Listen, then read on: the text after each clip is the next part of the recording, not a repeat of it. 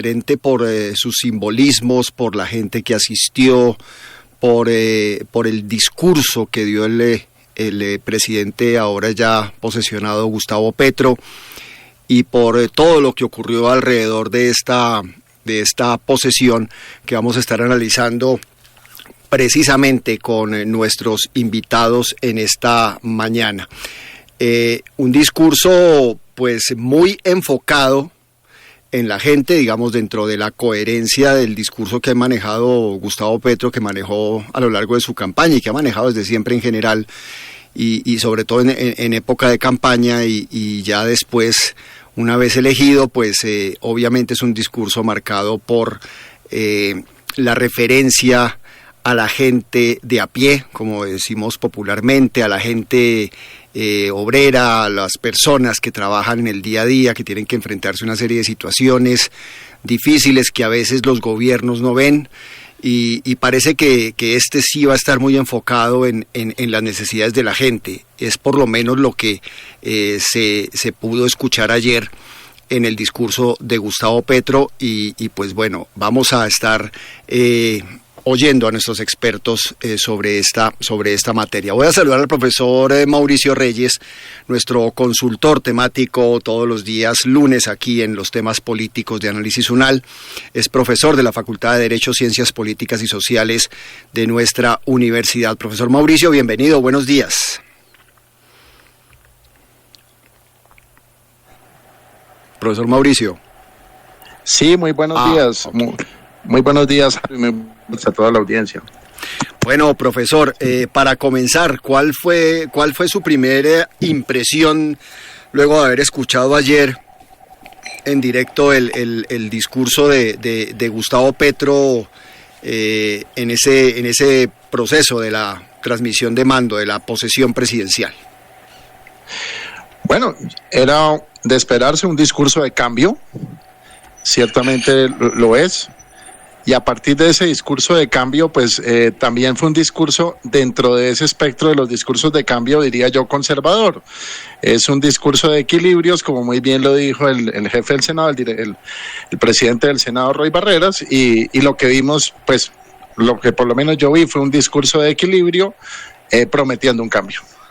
Prometiendo un cambio, un discurso sí, que evidentemente se diferencia mucho de discursos que hemos escuchado en otras oportunidades en posesiones presidenciales, pero sí, conservando, digamos, como la institucionalidad, ¿no, profesor?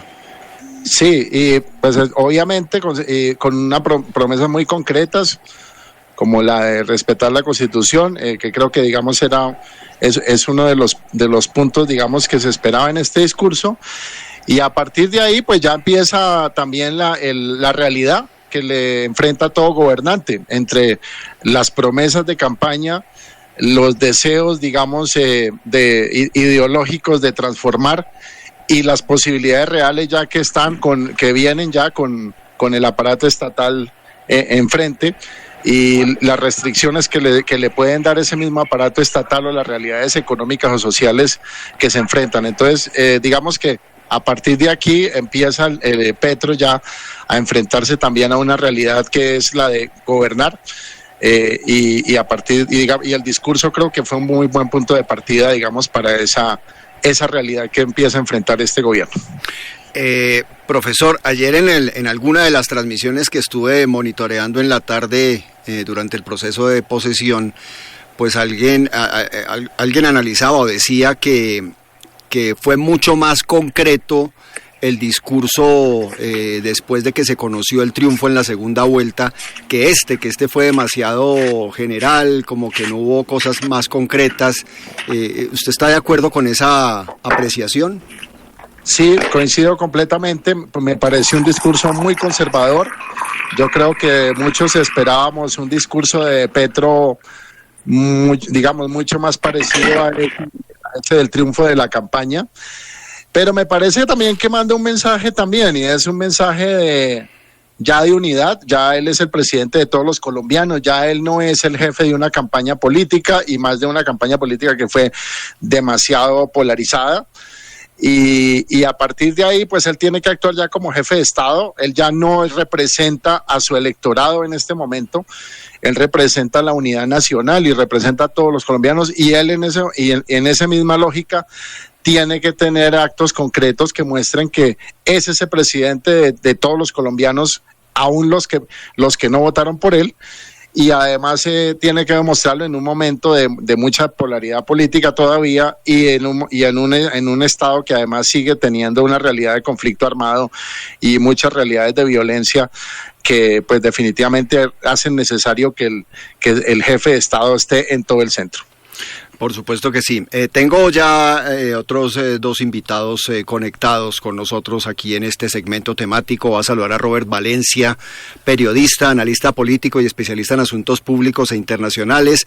Es colombiano, vive en los Estados Unidos, y queríamos ver desde allí cómo se escuchó y cómo se sintió el discurso y todo el proceso de la posesión de Gustavo Petro.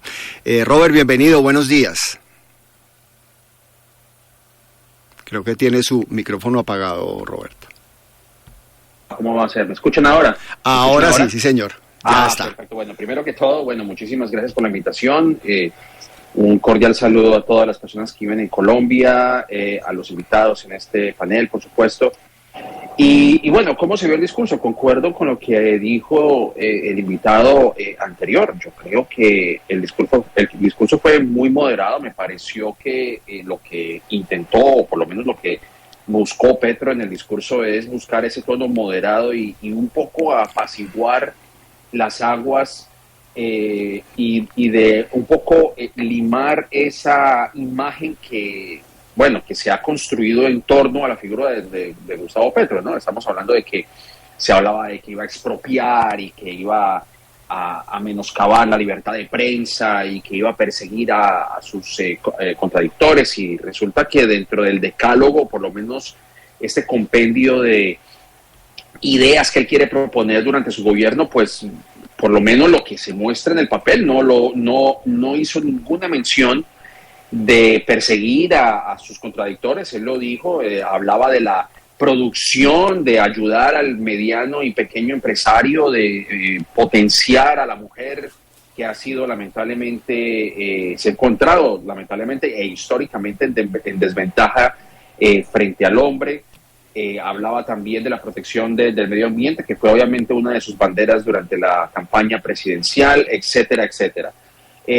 Así que fue un discurso moderado. Me pareció que fue también una ceremonia muy sui generis, en el sentido de que hubo mucho simbolismo, no solamente dentro de la parte artística, el de resaltar la imagen de las comunidades en Colombia, las comunidades afro, las comunidades indígenas, pero algo que también dijo Roy Barreras durante su discurso, también que me pareció muy importante, fue el llamado a la no violencia, tanto por parte de los narcotraficantes como del ELN, haciendo alusión precisamente a que Gustavo Petro, siendo él un ex guerrillero, un ex combatiente del M-19, pues llegó ahora a la esfera más alta del poder en Colombia, y que es una prueba fehaciente de que al alcanzar la paz, pues se puede llegar a ese logro, ¿no? A dirigir un país, y precisamente haciendo hincapié en ese punto, hace un llamado al ELN a que deje las armas y se siente a la mesa de negociación. Me pareció que ese fue un punto muy importante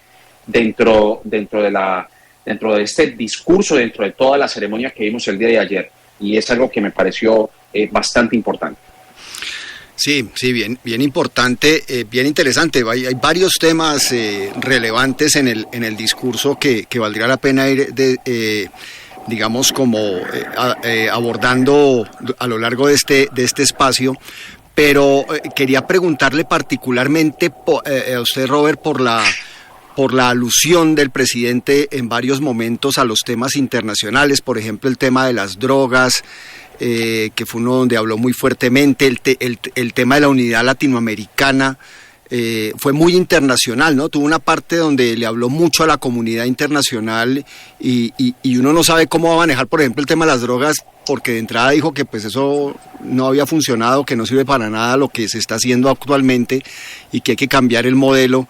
y uno se pregunta pues cómo lo va a hacer, pero pues ya lo dijo y algo se hará en esta medida. ¿Usted cómo vio esa parte, digamos, tan internacional del discurso de Gustavo Petro?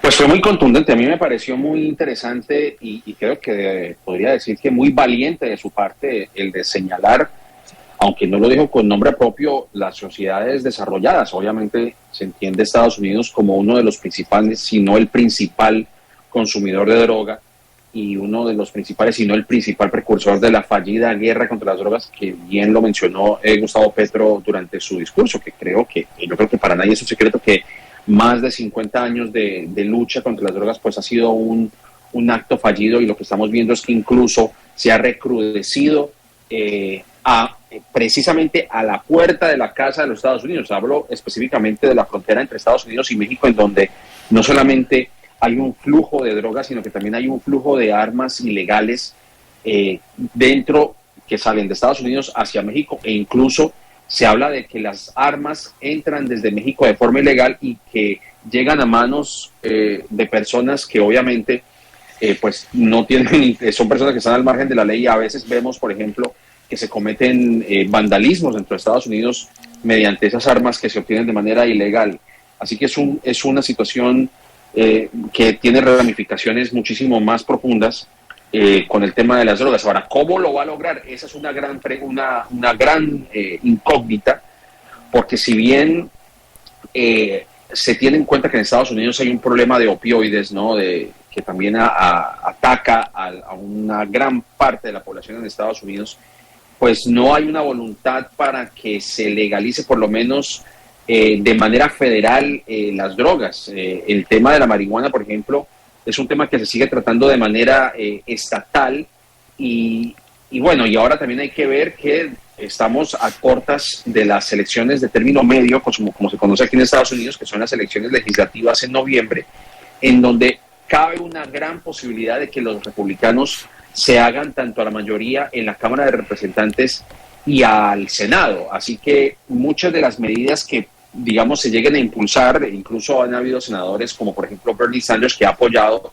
la legalización de las drogas en Estados Unidos, pero sigue teniendo un poco de, digamos, de recelo en ese tipo de medidas a nivel federal, y yo realmente no creo que haya un cambio, o por lo menos no haya un ánimo como tal de legalizar las drogas en Estados Unidos. Así que va a ser muy difícil, como el mismo Gustavo Petro lo señaló. Mientras exista el mercado, un mercado grande como Estados Unidos, como España y como otros países desarrollados que tienen una gran demanda por este producto, pues muy difícil va a ser para Colombia y para otros países que simplemente producen droga y que la exportan a países como Estados Unidos. Así que va a ser interesante ver cómo se va a desarrollar esas políticas y si va a haber algún tipo de convenio entre Estados Unidos y Colombia, en donde no se sigan poniendo más muertos en Colombia, que creo que eso es lo que precisamente hizo alusión Gustavo Petro en su discurso de ayer.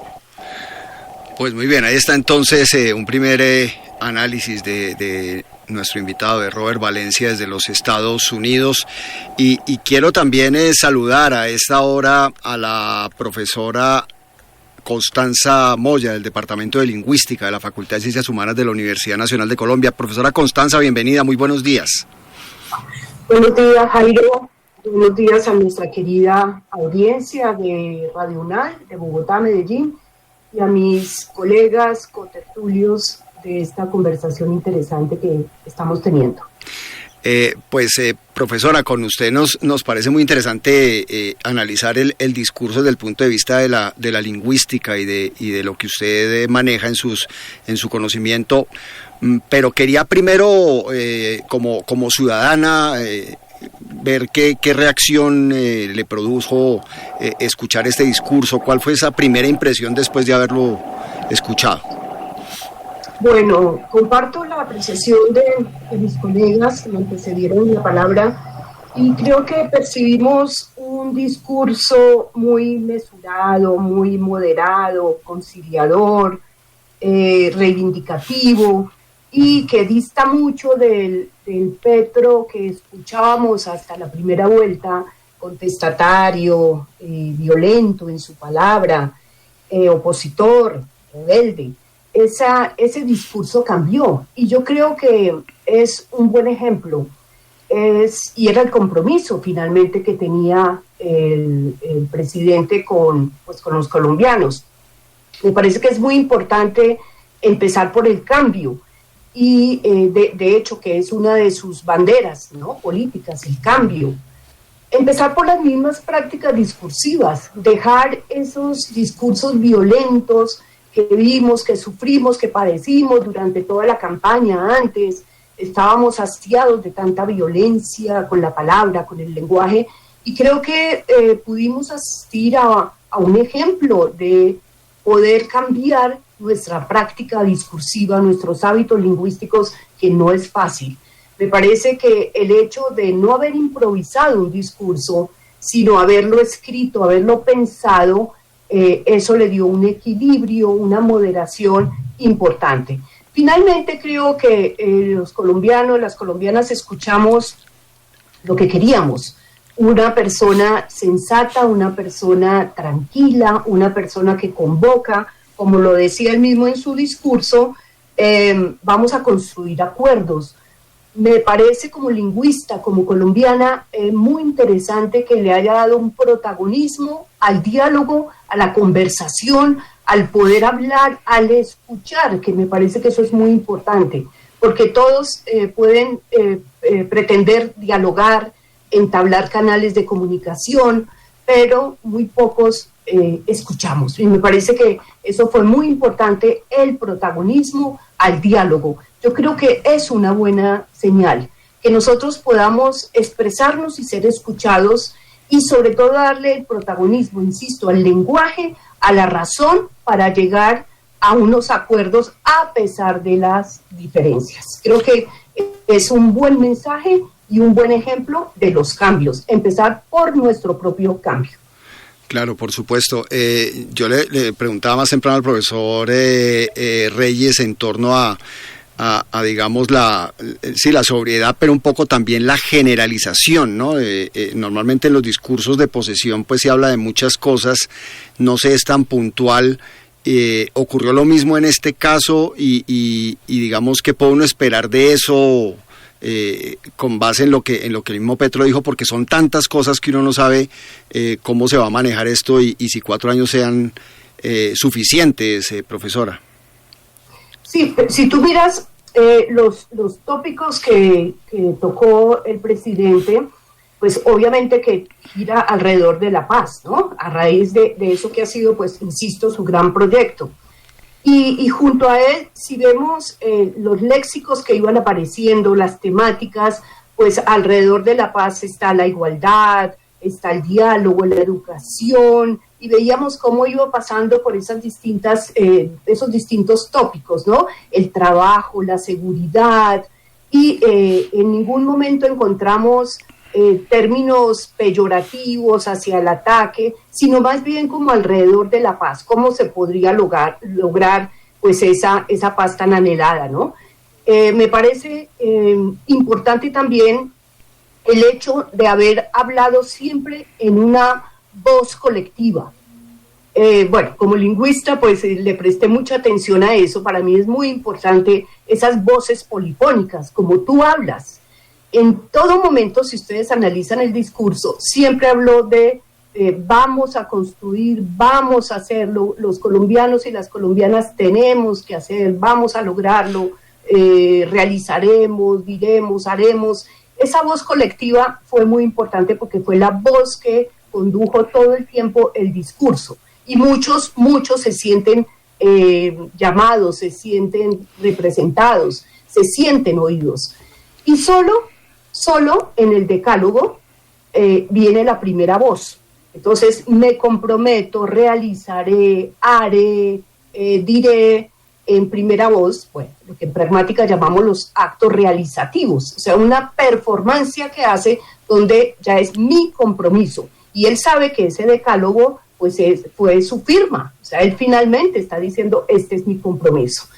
Todo gira alrededor de la paz y de ese trabajo colectivo atravesado por el diálogo, y si vemos, esos fueron sus tópicos, ¿no? La igualdad, trabajar con y para las mujeres, ese compromiso también de la equidad, de la igualdad, que fueron, digamos, sus tópicos banderas durante el discurso. Efectivamente, profesor Mauricio. Sí, Jairo, hay algo que yo quisiera agregar también en el discurso de Petro, y es que en el momento ya de enfrentarse todo gobernante a la realidad, tiene que tener un margen de maniobra. Los discursos a veces, cuando son, digamos, muy específicos o muy radicales, amarran a quien los da. Y por eso las normas en general se escriben de una manera, digamos, a veces polisémica, que puede generar más de una interpretación, o no lo suficientemente detalladas como para permitir que después se pueda ese detalle dar en normas siguientes, en este caso en actos de gobierno siguientes. Entonces creo que en ese sentido el discurso refleja una gran responsabilidad de un discurso de Petro que no lo conocíamos, digamos, tradicionalmente. Él siempre habla mucho en caliente, y claro, está el discurso escrito, como muy bien lo dice la profesora, está además el tema de la mesura, pero además también el tema de no tampoco definir completamente muchos de los temas, porque él entiende también que en esta realidad y en esa coalición de gobierno tan compleja que tiene, son todavía muchas las cosas que hay por ajustar. Creo que aportaría eso a la interpretación muy buena que nos acaba de hacer la profesora. Sí, es cierto. Evidentemente él tiene que dejar, como usted bien lo anota, un margen de maniobra, algo que pueda permitirle moverse y no estar atado pues a una situación que ya dijo, que prometió, y que seguramente de pronto se da cuenta que no va a poder cumplirla. Profesor Robert, desde los Estados Unidos, usted ya nos anotaba un poco en torno al tema de la guerra contra las drogas, pues las posiciones que hay, lo difícil que esto puede ser. En general, ¿usted cómo ve el discurso frente a la relación con ese país, y cómo ve a la bancada republicana frente a lo que está sucediendo en Colombia? Robert. Nosotros vimos por lo menos lo que nosotros vimos durante la campaña fue, obviamente, y todavía sigue dentro de algún sector del Partido Republicano, y lo vimos, por ejemplo, en cabeza de María Elvira Salazar, quien es una representante republicana en Miami, que como creo que para nadie es un secreto, Miami es el bastión del uribismo en el exterior. Pues ha tenido un lenguaje bastante beligerante, y yo diría que calumnioso. Hay que ir a remitirse, por ejemplo, a su cuenta de Twitter, en donde llama a Gustavo Petro, lo llama leninista, lo llama ladrón y terrorista. Yo creo que si uno se remite a los anales de la historia, pues decir que el M-19 es leninista, pues es faltar a la verdad. En ningún momento el M-19 enfiló digamos, la ideología leninista. Pero bueno, creo que para las personas incautas en la Florida y en Estados Unidos, que especialmente dentro de la comunidad hispana, donde la palabra socialismo pues obviamente tiene connotaciones negativas, pues eso no importa, ¿no? Cuando esto cae en oídos incautos, pues ya cualquier cosa que sea de izquierda es leninista y es socialista y comunista y un largo etcétera de adjetivos, ¿no?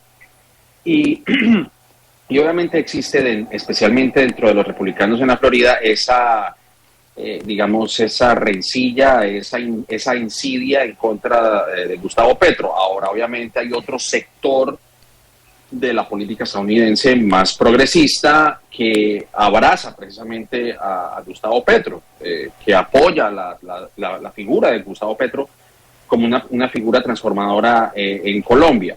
Y por eso hago mención de lo que puede llegar a ocurrir de aquí a noviembre en caso de que los republicanos se hagan a la mayoría del Congreso. Realmente, políticamente y en política exterior, los demócratas y los republicanos no es que haya mucha diferencia. Realmente todo lo que hacen en el exterior, pues de alguna manera, obviamente con ciertos matices, pero es una política unificada. Pero yo creo que lo importante del discurso de Gustavo Petro es que le habló de igual a igual a Estados Unidos. Creo que si bien hay que señalar, la izquierda en Latinoamérica es lo que ha venido buscando, de que se le trate a Latinoamérica como su igual. Y eso fue también lo que hizo Gustavo Petro, especialmente hablando del tema de las drogas, en donde comprometió a Estados Unidos a hacer una labor más intensa para que no se siga recrudeciendo el tema de las drogas y que se deje ver a Latinoamérica como el patio trasero de Estados Unidos. Y yo creo que eso también, sin hacer exactamente énfasis en ese punto, yo creo que en su discurso dio a entender eso. Pero me parece que va a ser una relación de respeto, por lo menos yo creo que con la mención de Murillo como embajador de Estados Unidos también deja ver que las relaciones entre Colombia y Estados Unidos van a ser relaciones con mucho respeto. Murillo, quien fue el ex vicepresidente o candidato vicepresidencial o ya vicepresidencial en la campaña anterior, creo que era de Sergio Fajardo, si mal no estoy, es una persona que conoce Estados Unidos. Él estudió en Estados Unidos, trabajó en Estados Unidos, así que obviamente el representante de Colombia en Estados Unidos tiene un gran entendimiento de lo que es este país, y yo confío que mediante la figura de Murillo, que también como Francia Márquez, un afrocolombiano que también obviamente deja sentada esa base de la igualdad, ¿no? de abrir campos diplomáticos para las comunidades desfavorecidas en Colombia, creo que también eso da a entender de que quieren normalizar y mejorar las relaciones. Más allá de lo que diga una persona como María Elvira Salazar, que realmente vuelvo y señalo aquí en el aire, me parece que es calumnioso y no es la primera vez que lo hace, y de verdad que es una vergüenza que una legisladora haga ese tipo de comentarios y que dice que va a vigilar lo que va a hacer Gustavo Petro, como dando señales de que en caso de que llegue a, digamos, de que las decisiones que no le convengan al Partido Republicano, ellos van a intervenir. Me parece que es una falta de respeto que el pueblo colombiano, quien determinó que ese sea su presidente, tenga un lenguaje beligerante como si esto fuera, digamos, si estuviéramos en la etapa del colonialismo, del imperialismo, o no sé. Me parece que hay que ver el lenguaje que utiliza María Elvira Salazar expresándose sobre un presidente que fue elegido por los colombianos. Así que obviamente estamos viendo dos caras de la moneda en ese aspecto, pero yo creo que con el nombramiento del señor Murillo como embajador en Estados Unidos, pues yo creo que da a entender a todas luces que Petro quiere una relación amistosa y fortalecer los lazos con Estados Unidos. Sí, se hizo evidente en ese discurso, Robert. Voy a preguntarle a la profesora Constanza Moya, porque Robert Valencia se refería al tema del lenguaje beligerante de esta representante, pero quería contrastarlo precisamente con lo que hizo Petro en su discurso, porque si bien digamos, dice tenemos una segunda oportunidad, ya lo logramos, los que antes detentaban el poder pues ya no lo tienen, ahora lo tenemos nosotros, vamos a poder. Aparte de ese tipo de expresiones, por ejemplo, que lo hizo en algún momento al comienzo del discurso, realmente no hay un espejo retrovisor, no se habla mal del gobierno saliente, no se dice nada ni en su discurso ni en el de Roy Barreras, diferente a lo que pasó hace 4 años en la posesión de Duque con el que en ese momento, se me escapa el nombre en este momento, el presidente del Congreso, que pues... Macías, sí señor, sí señora. Él sí hizo pues muchas críticas al gobierno que estaba saliendo en ese momento, el de Juan Manuel Santos. En esta oportunidad no, se nota otro tipo de tónica en ese aspecto, ¿no? De acuerdo. Yo creo que ese fue el cambio, y él habla de un cambio profundo. Insisto en que el cambio empezó con su práctica discursiva. Me parece que ambos, yo esperaba también de Roy un discurso un poco más beligerante, ¿no? Que dé cuenta de sus mismas prácticas, ¿no? Él es mucho más agresivo, violento con su lenguaje, y no, vemos que no. Parece ser que corroboraron que no es el camino. Definitivamente, insisto, en ese hastío que tuvimos de un lenguaje absolutamente violento, agresivo, peyorativo, y con eso pues solo hacemos daño al otro. Y si queremos una paz y si queremos un equilibrio, hay que empezar por lo menos no atacando al otro, porque la palabra es un arma muy fuerte, o sea, hace tanto daño como una bala. Y si nosotros con la palabra destruimos al otro, criticamos al otro, pues no estaríamos en contradicción, una gran incoherencia entre lo que pretendemos y lo que hacemos. Por eso no en vano se ha dicho que los discursos de odio anteceden a las prácticas y a las muertes de odio. Me parece que este es un ejemplo, insisto, y yo creo que es un acierto lograr que con la palabra podamos hacer cosas y hacer creer cosas. Yo creo que el discurso de Petro logró que la gente se sintiera reconocida, que sintiera confianza, y me parece que eso es muy importante, recobrar la confianza en las instituciones, recobrar la confianza en nuestro presidente. Entonces creo que muy importante haber dejado esas prácticas violentas, esos discursos que descalificaban. De hecho se ha vuelto un hábito en el discurso político. O sea, nosotros sabemos que es una batalla, que es una guerra, el otro es mi opositor y hay que acabarlo con la palabra. Me parece que es una metáfora muy interesante. Ese cambio profundo empieza, insisto, con la palabra. El lenguaje finalmente es el que logra reconocer al otro, mantener el equilibrio, no atacarlo, no invisibilizarlo, y creo que es, insisto, una muy buena práctica. Hay que empezar con eso. Por eso vimos y nos extraña un discurso conciliador. Es posible, claro que sí, es posible. Sí, se nos hace diferente y raro, ¿no? Por supuesto, pero es de esas sorpresas gratas, ¿no? Es de esas sorpresas que decimos es posible. Yo sí creo en el poder de la palabra y creo que es un buen comienzo. Ya después miraremos la coherencia entre esa práctica discursiva y las prácticas, por supuesto, pero creo que es un buen comienzo, un poco pensando en que al final pues somos lo que decimos. Sí, y incluso con los grupos armados ilegales y demás, ni siquiera fue como en otros discursos que uno escucha que los vamos a perseguir hasta encarcelarlos o darlos de baja, como suelen decir. Entonces creo que incluso en esos momentos el discurso fue bastante conciliador, ¿no?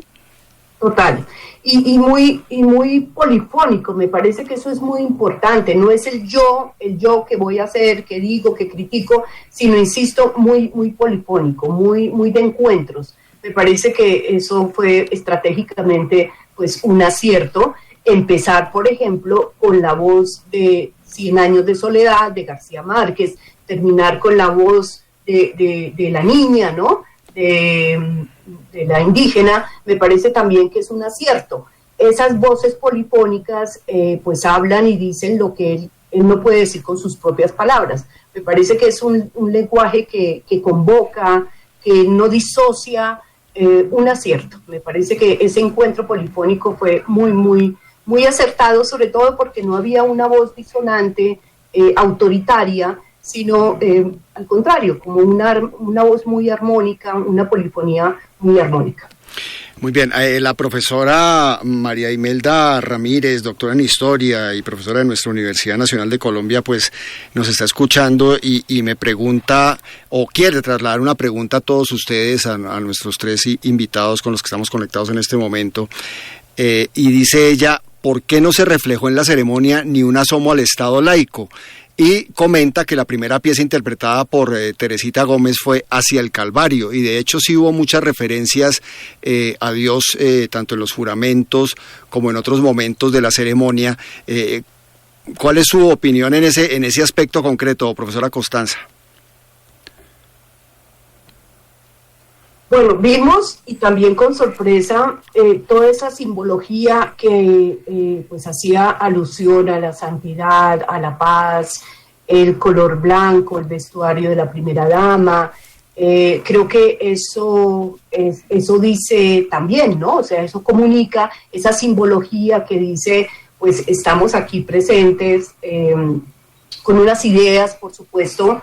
El vestuario de la primera dama, pues era demasiado angelical, ¿no? Nos extrañaba un poco, rompieron todos los protocolos, pero sí estoy de acuerdo, no hay un símbolo laico, sino pues hubo obviamente esa preferencia por el concepto que se tiene de paz, que se tiene de religión, que se tiene de la armonía.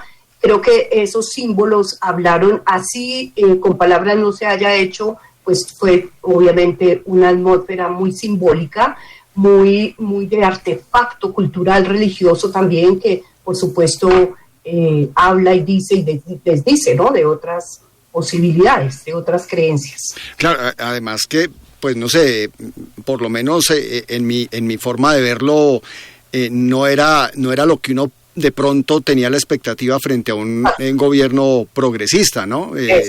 Y de todas maneras tampoco creo que se haya hecho una referencia a una religión en concreto, sino más como a la espiritualidad. Total, a la espiritualidad, a la santidad, ¿no? Sí. Aunque muchos relacionan la capa del vestido de la primera dama con la capa del papa, ¿no? Entonces hay ciertas simbologías, semejanzas que se van haciendo y pues lo que uno quiere proyectar, ¿no? Yo creo que es eso, la imagen que se quiere proyectar ahí. Sí. Robert, ¿usted quiere acotar algo sobre ese tema en particular de la no referencia al Estado laico? Bueno, yo no soy un experto en el tema, pero también concuerdo con la profesora Miriam. Me parece que aunque sí hubo elementos religiosos, yo creo que también se hizo muchas referencias a los distintos tipos de creencia que existen en el país. De hecho, antes de la ceremonia, incluso Gustavo Petro visitó algunas áreas indígenas en donde lo bendicieron de acuerdo a sus creencias espirituales.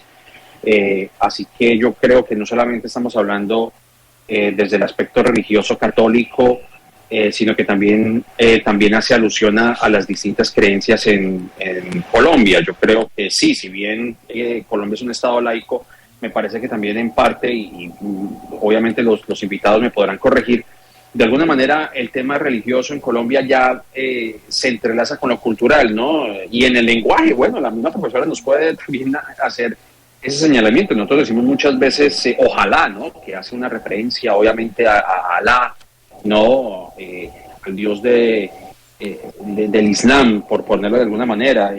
Hablamos en nuestro lenguaje incorporamos muchas cuestiones religiosas, y yo creo que también de alguna manera esas expresiones religiosas se entrelazan dentro de la lingüística, dentro de la manera de hablar del colombiano en su cotidianidad.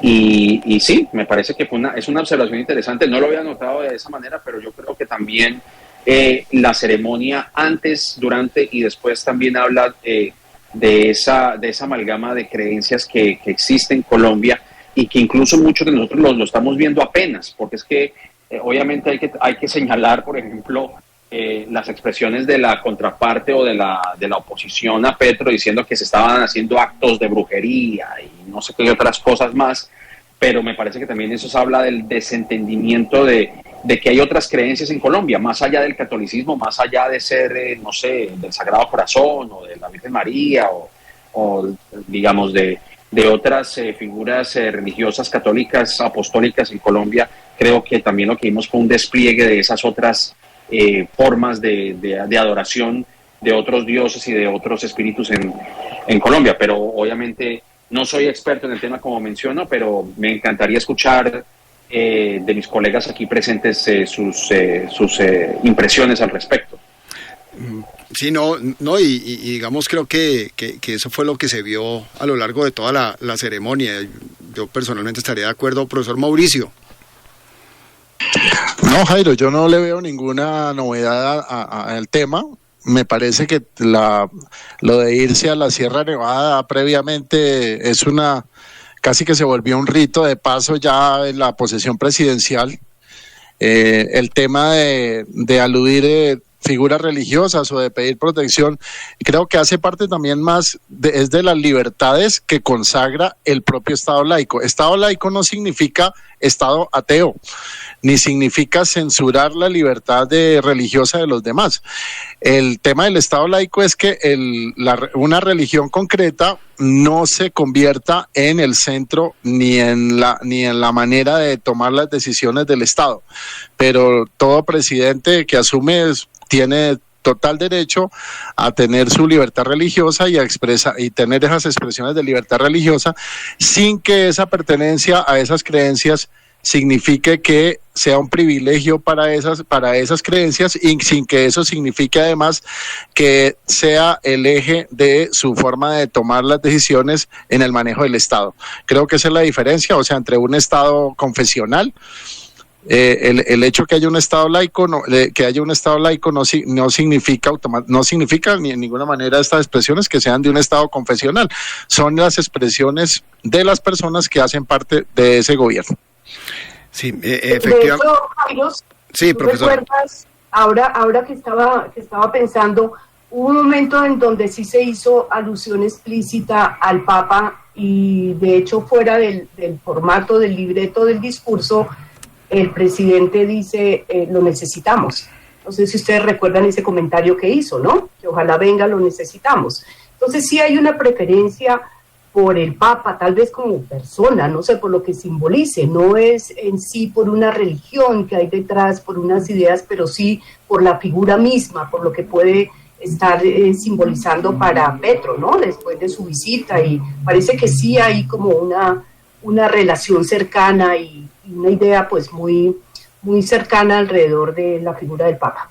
Claro, y yo imagino también que pues es parte de la ayuda y la influencia que significa, digamos, tener al Papa del lado del gobierno apoyándolo en sus iniciativas y demás, y hablando de cuando en cuando de las cosas que se hacen en Colombia, así como pues reconocer también que muy buena parte de las personas que habitamos este territorio colombiano pues son católicas o cristianas, y en esa medida pues hay que generar también un acercamiento en ese aspecto, diría yo. Pero muy buena apreciación la que usted nos hace, profesora Costanza. No recordaba ese comentario, pero sí, tiene usted toda la razón. Voy a saludar y les pido que me permitan un instante en la línea a nuestros invitados. Voy a saludar al profesor Juan Carlos Flores, historiador, experto en gestión urbana, exconcejal de Bogotá, y también hemos querido tener su opinión aquí en este espacio, y él ha accedido a estar con nosotros. Doctor Juan Carlos, bienvenido, buenos días. Muy buenos días, un placer estar aquí con ustedes. Bueno, antes de que usted nos dé su opinión sobre este punto en particular que estábamos hablando, quería ver qué impresión le produjo en general el discurso de Gustavo Petro desde su perspectiva. Pues él ayer pronunció dos discursos. Para mí el más importante es el que prácticamente nadie ha mencionado hoy, porque muy poca gente la vio, ya se había desconectado de las transmisiones. Es el que hace ante su gabinete ya posesionado en la Casa de Nariño. Ese es el discurso ya práctico, en el que trató varias cosas. La primera es la incertidumbre en la que llegan a gobernar hoy las personas en todo el mundo. Él se hace la pregunta en ese discurso, ¿este cambio es hacia dónde? Y dice, el mundo está en una búsqueda, hoy no hay certezas. Y subraya después que su gobierno se inscribe en la búsqueda de ese cambio. Y eso me parece muy importante, porque hoy cualquier acción humana en el mundo de la política, en el mundo de los negocios, en el mundo de la ciencia, está asignada en nuestras vidas individuales, está asignada por una altísima y casi que indescifrable incertidumbre. Y luego señaló que la corrupción no tenía nada que ver con ideologías, que la corrupción podía ser de un lado y del otro, y le pidió a sus ministros que tuvieran presente que todas las lupas iban a estar sobre ellos. Y luego afrontó el tema de muchas críticas que han surgido dentro de su propio movimiento y su propia coalición con relación a que los ministerios fueron entregados a personas mayores o muy mayores. Y recordó que quienes les habían hecho ganar la presidencia habían sido jóvenes entre 18 y 21 años. Dijo exactamente, aquí yo tomé nota de todo eso, 1 millón de jóvenes decidió la elección a la presidencia de Colombia. Y señaló y pidió a sus ministros y ministras que a los que llamó no sin humor la primera línea, y les dijo, hay una segunda línea, que me gustaría que estuviera conformada por esos jóvenes que nos respaldaron. Y dijo que esa sería la escuela de quienes gobernarían a Colombia en los próximos años. Pero la parte más importante para mí, porque yo creo que en esto lo valioso es centrarnos en las realidades, en lo que va a ocurrir. Todo lo otro ya son especulaciones e interpretaciones de uno. Y dijo, y esto yo creo que sería interesantísimo que los profesores que enseñan ciencia política y esas cosas les compartieran ese video a sus estudiantes. Dijo que los presidentes, cuando le entregan los ministerios a la clase política como parte de los acuerdos, pierden el poder. Y dijo, un presidente encerrado en este palacio, refiriéndose a la Casa de Nariño, como el último emperador, recordando la película de Bertolucci de hace varias décadas. Y dijo, después de que se hacen esas transacciones con la casta política, es un espacio sin poder, que además los presidentes llenan, dijo, estas oficinas de este palacio de una cantidad de funcionarios que al final terminan duplicando lo que hacen los ministros. De manera que yo señalaría que ahora lo importante son esos elementos, es decir, ¿logrará el presidente electo Petro no sucumbir al abrazo de la casta política? ¿Logrará ese desafío que le puso a sus ministros de que su gobierno no sea un gobierno en el cual, como lo dijo en sus discursos, la mafia política se apodera de los recursos del Estado? ¿Logrará que haya una combinación entre personas tan experimentadas como Álvaro Leiva, como la señora ministra de Cultura, y unas nuevas generaciones que lleven al gobierno el entusiasmo y la pasión que hizo posible que la coalición que lideró Petro obtuviera la presidencia de la República? Anotaría un elemento del discurso presidencial que ha pasado muy desapercibido y que merece un análisis más de fondo, y es: todos los procesos de paz últimos en Colombia han quedado incompletos, han quedado cojos, porque finalmente el tema del narcotráfico queda suelto, y ese tema no se resuelve sin un concierto internacional. Estamos cumpliendo 110 años de que en La Haya se aprobase la Convención de una reunión que hubo en Shanghái Internacional en 1909 para enfrentar el consumo del opio que estaba acabando con los pueblos del sudeste asiático, especialmente con el pueblo de la China. Drogas que eran vendidas con el auspicio de los gobiernos de potencias como Inglaterra, como Holanda y como Estados Unidos. Esa convención fue exitosa. Y Petro ayer decía en el discurso que se requería de un acuerdo internacional, de una conferencia internacional para resolver este tema. Esos serían los aspectos que me parecen más destacables y que merecen que sean analizados y discutidos a fondo. Muy bien, interesante sí lo que usted anota, doctor Flores, porque sí hubo un discurso muy interesante después ya cuando posesionó a los ministros, e incluso les fue diciendo: el tiempo es corto, el tiempo tenemos que hacerlo rendir y hay que empezar a trabajar desde ya. Y bueno, les fue como poniendo las reglas claras y las normas claras, y que iba a tener reuniones con cada uno para ver qué prioridades y cómo se iba a trabajar en cada ministerio. Y ese fue también un momento interesante dentro de la posesión. Le quería yo preguntar en torno a esos temas precisamente de la casta política, de los acuerdos que logró Gustavo Petro precisamente después de haber ganado en su segunda vuelta, y ese consenso que se logró, que en principio nadie lo esperaba y todos temíamos que el Congreso le iba a hacer un fuerte contrapeso a todo lo que estaba proponiendo y pensaba proponer, pero logró unos acuerdos y unas alianzas que uno precisamente hoy, como usted bien lo dice, se pregunta: ¿será que no va a terminar cediendo pues a todo lo que esos que lo apoyaron en su momento y que lo han apoyado en el Congreso, o por lo menos la coalición que se formó en el Congreso, pues le van a exigir o le puedan estar exigiendo a futuro, profesor Flores?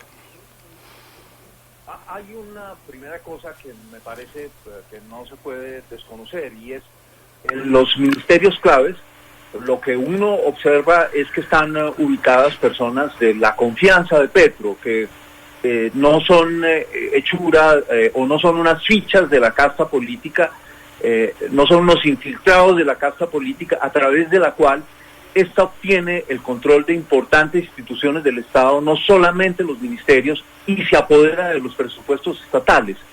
No hay que olvidar que esa es la relación, que incluso cuando llegan figurones, que en muchas ocasiones la gente dice eso es una gran figura, esos terminan siendo una suerte de biombos, de mámparas para que otros saqueen el Estado. Entonces yo creo que aquí hay un elemento que no se puede negar. Por ejemplo, el profesor Umaña Mendoza, pues yo tengo la sensación de que llega como una representación de aquellos sectores radicales de la política colombiana, no clientelista, que no han estado en la burocracia, y que reflejan también una tradición. Recordemos que el padre del profesor Umaña Mendoza fue el profesor Umaña Luna, que con el profesor Fals Borda y el obispo Guzmán elaboraron el primer informe sobre la guerra civil colombiana de los años 40 y 50, que fue sometido a censura en su momento, en los años 60, y que su hermano Eduardo Umaña Mendoza fue asesinado aquí en su oficina en Bogotá, cuando los paramilitares intentaban secuestrarlo. Entonces, hasta el momento uno no podría decir que en su conjunto el gabinete de Petro, como él lo señalaba ayer en el discurso ante sus ministros, sea la entrega a la casta política, que signifique que el presidente queda hipotecado y sin mayor poder desde la Casa de Nariño, porque esto fue un elemento muy importante que no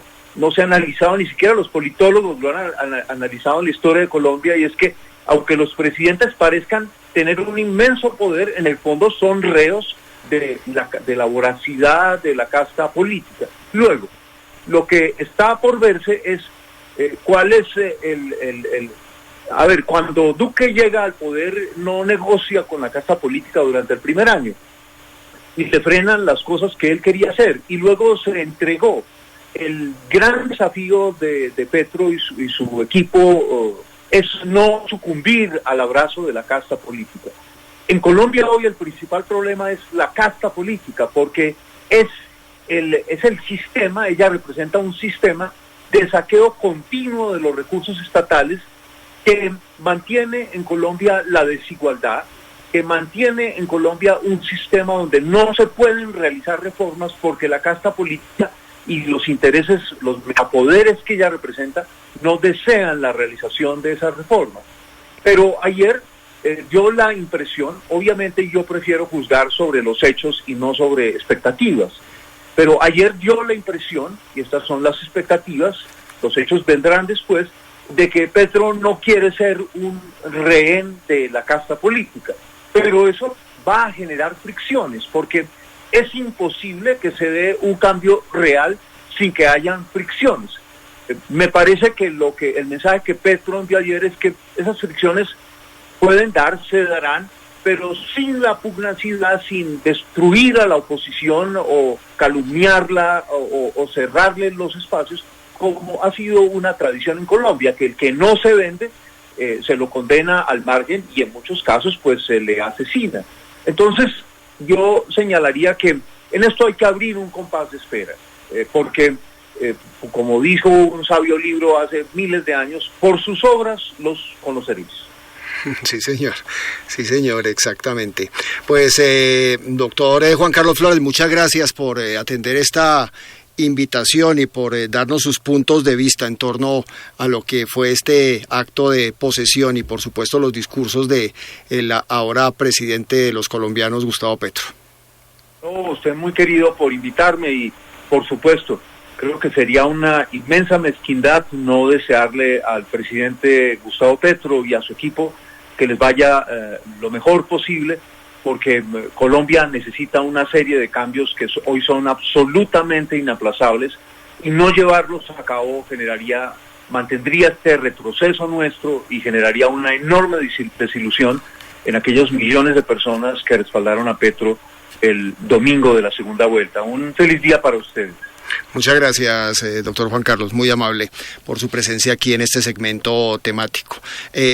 Antes de saludar a mi siguiente invitado, que es el doctor Carlos Augusto Chacón, él hace parte del Instituto de Ciencia Política Hernán Echavarría Olózaga, es su director académico, pues quería captar una opinión breve en lo posible, profesora Costanza, de lo que nos ha comentado el doctor Juan Carlos Flores.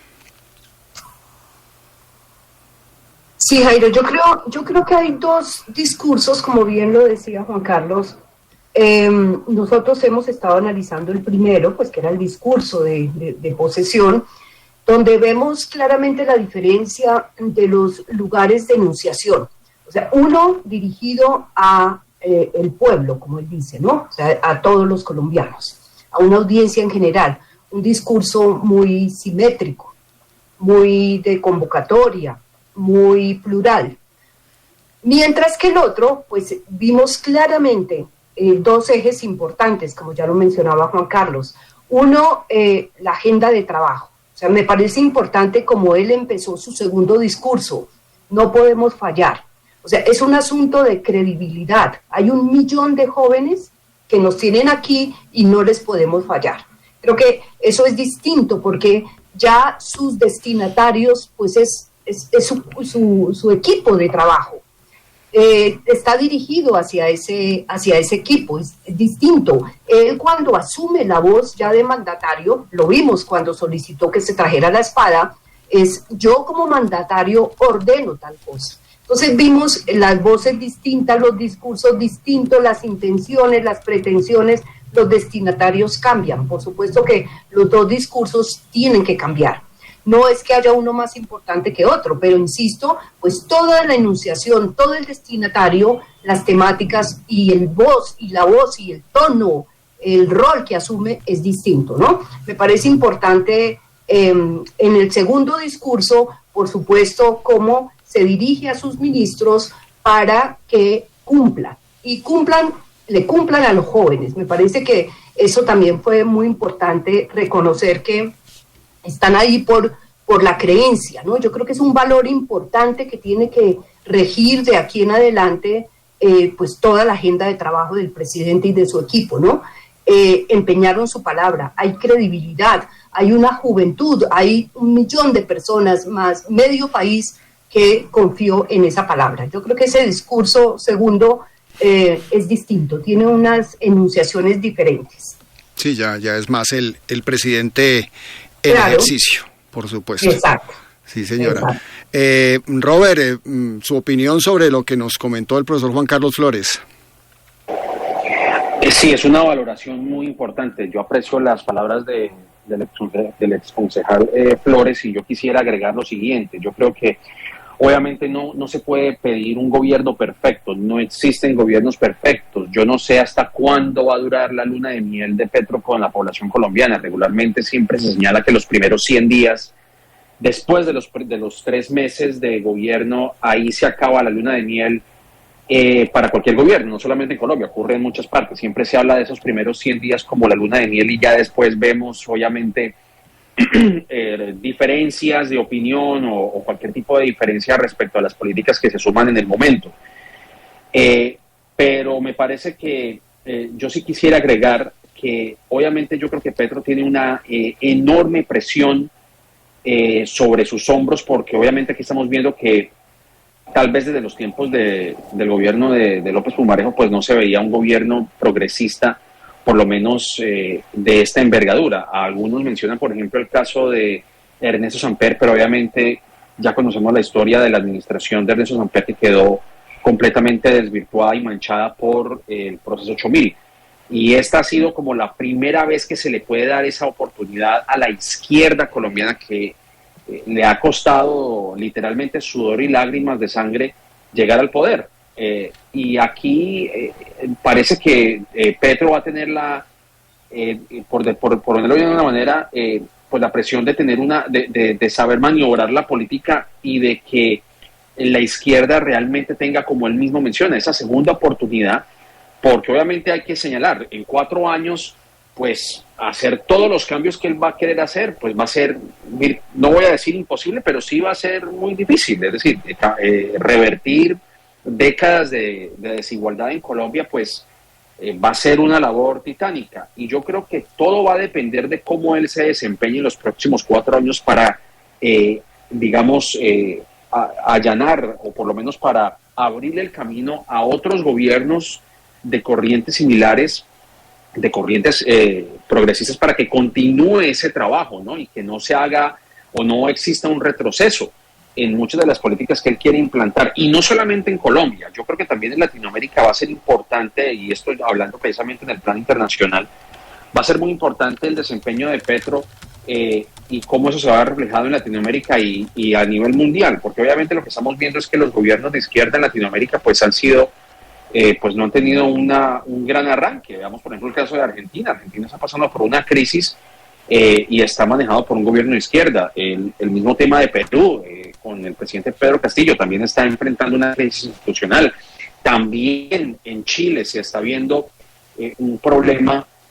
Por lo menos Gabriel Boric está enfrentando una oposición férrea en su país, y estoy hablando de países que tienen una izquierda, por ponerlo de alguna manera, moderada. No estoy ni siquiera mencionando la izquierda ya más extrema, en el caso de Cuba, en el caso de Nicaragua, Venezuela, pero va a ser muy importante cómo se va a desempeñar Petro, quien tiene que demostrar de que la izquierda puede gobernar. Y yo creo que eso es algo que también incluso Iván Cepeda había mencionado, que era muy fácil ser oposición, pero ahora el reto más grande todavía para la izquierda es cómo va a gobernar desde el poder, porque siempre han sido oposición, y obviamente criticar sin estar en el poder, pues de alguna manera es fácil, ¿no? Señalar los errores es muy fácil, pero aquí ya estamos jugando del otro lado de la cancha, y aquí es donde Gustavo Petro tiene que demostrar que la izquierda puede gobernar en un país como Colombia, y ahí es donde también existe una gran presión para él, ¿no? Yo creo que también, ojalá, y yo espero, y como dice también el señor Flores, yo le deseo lo mejor al presidente Petro, le deseo lo mejor, porque si a él le va bien a Colombia, y creo que si Petro, que es una persona inteligente como lo es él, pues tendrá que aprender de sus errores como alcalde de Bogotá, digamos, aprender de los errores o de las experiencias que él vivió como congresista, y que esa experiencia que tuvo él en esos cargos, en esos distintos cargos dentro de la rama pública, pues también lo sepa implementar como presidente. Sí. Porque yo creo que él debe entender que tiene un gran compromiso histórico en Colombia, especialmente para honrar precisamente ese movimiento de izquierda, y obviamente para honrar a los colombianos que lo pusieron en el poder principalmente. Así que yo creo que esa era quería hacer esa acotación importante de lo que él representa para la izquierda latinoamericana en la actualidad.